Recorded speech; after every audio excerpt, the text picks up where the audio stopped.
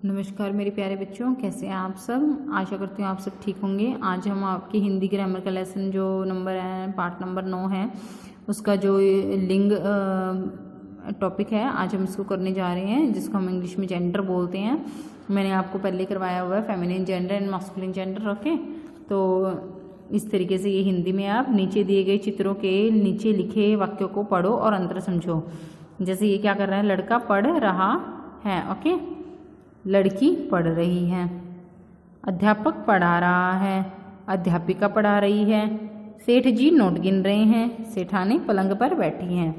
अब देखिए पुरुष जाति के शब्द कौन कौन से हैं, लड़का, अध्यापक, सेठ, ठीक है, सेठ जी।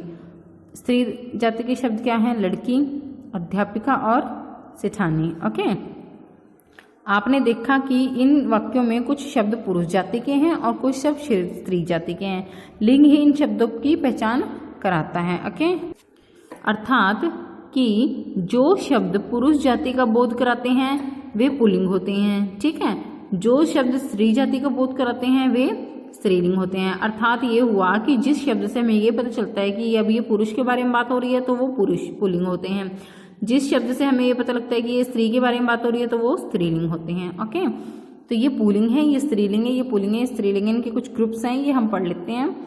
छात्र का स्त्रीलिंग क्या होगा, छात्रा।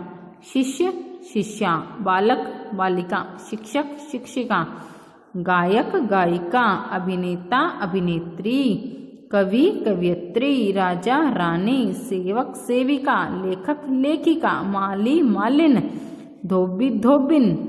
ये मात्रा का ध्यान रखना, आपने छोटी पे हो जाएंगे जब ये स्त्रीलिंग बनेंगे।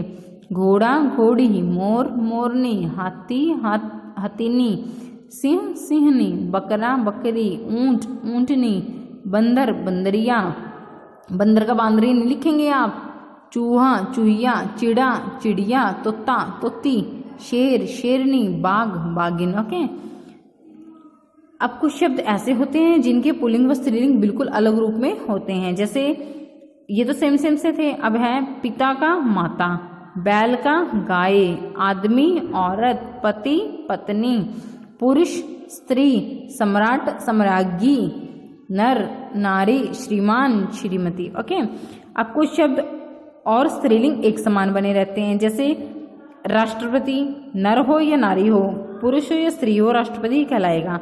प्रधानमंत्री स्त्री हो या पुरुष हो, वो प्रधानमंत्री ही कहलाएगा। राजदूत पुरुष हो या स्त्री हो, वो राजदूत ही कहलाएगा।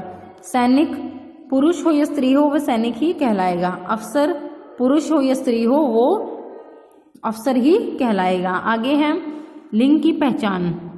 वाक्य में प्रयोग करने पर लिंग का पता चल जाता है, ठीक है।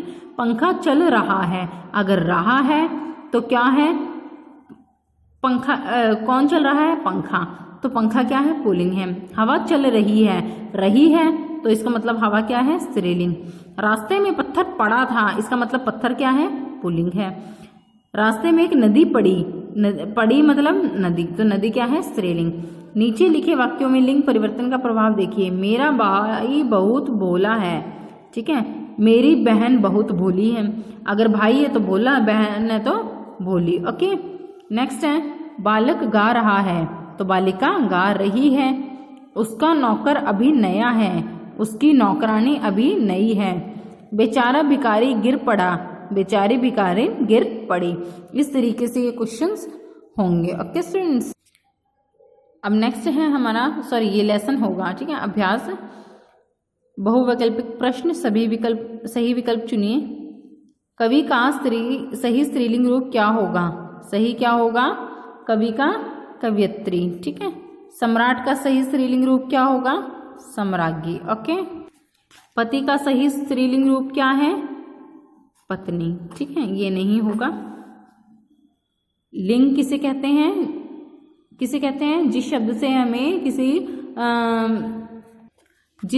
से हमें यह पता चले कि पुरुष जाति के बारे में बात हो रही है, स्त्री जाति के बारे में बात हो रही है, ठीक है।